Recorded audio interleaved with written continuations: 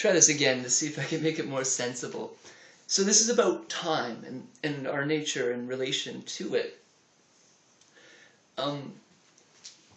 When we experience time, or when we think about time, we tend to think about it, going from the past into the future. So the cause, started at, say, the Big Bang and led to us as humans.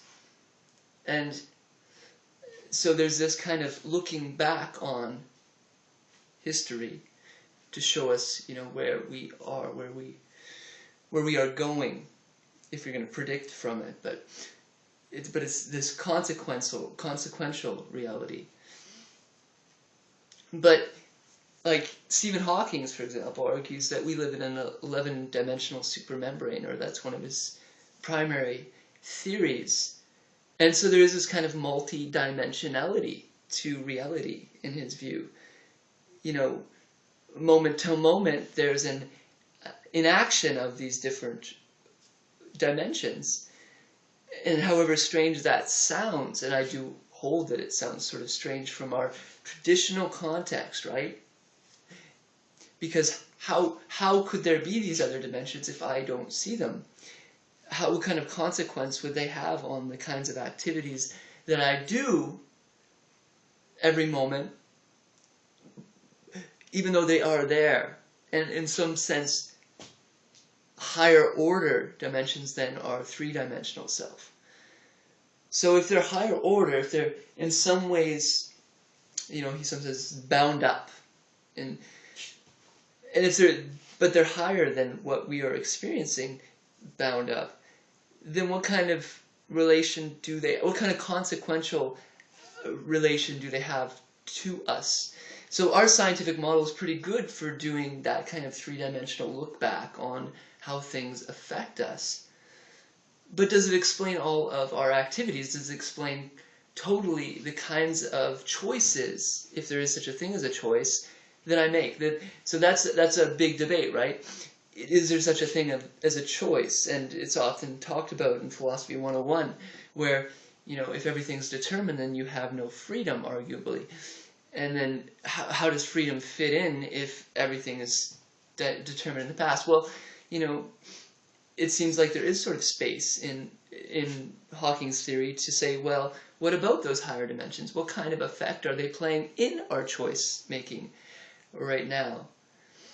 So what seems to be a door open is, well, wait, Hawkings, are you going to try to explain all of reality just as that frisky dirt that gets up and somehow becomes, this being that's dancing?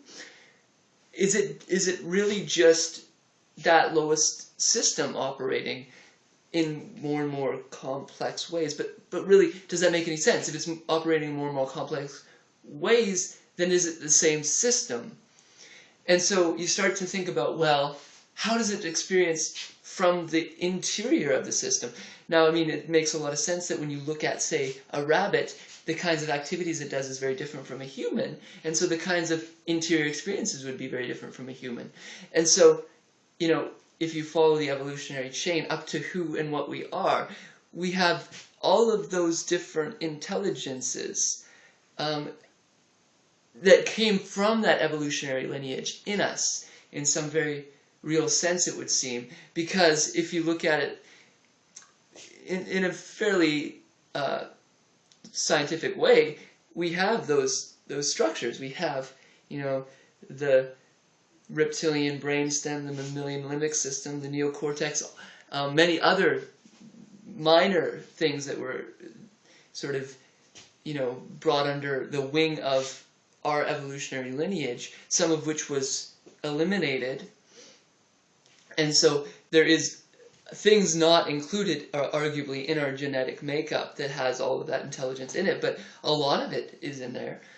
And so when you start to look at this in that way, then you have a whole spectrum of intelligences embodied in you, and the degree to which you are expressing that embodied intelligence is the degree to which you are the intelligence manifesting itself, or something like that. It sounds very strange.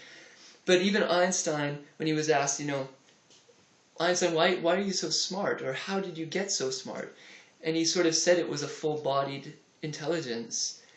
That's not his exact words, but that's roughly the idea that, you know, if you are evolution expressing itself through you, then by getting in touch with the felt sense experiences of those kinds of different body intelligences, then you can sort of express that. And that's not to say by no means eliminate culture, because that's a huge portion of intelligence, a massive one, and arguably that's our most depth from which we can have intelligence, is the culture.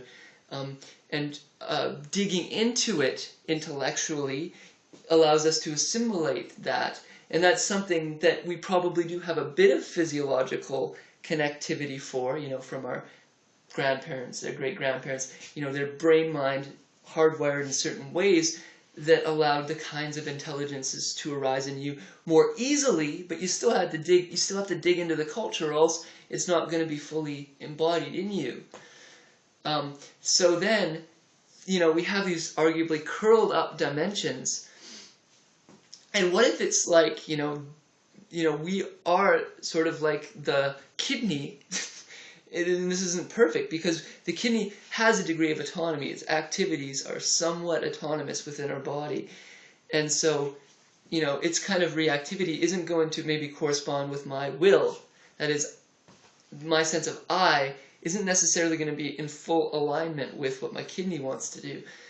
And, I mean, this might sound a little bit overly simplistic. I think it is. But, you know, the curled up dimensions would have sort of arguably some connection, at least historically, to us.